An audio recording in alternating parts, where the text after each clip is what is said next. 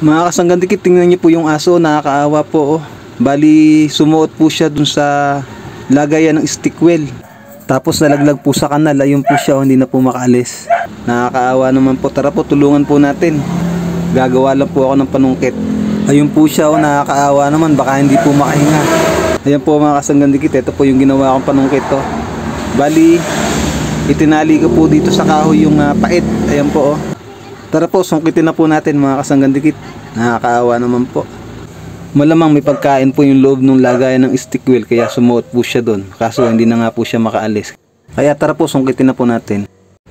Ayan po mga kasanggandikit, susungkitin ko na po. Ayan po. Sana po maabot ko. Ayan po, nakaawit ko po mga kasanggandikit to. Ayan po siya oh, nakakaawa naman no. Sana po matanggal po natin.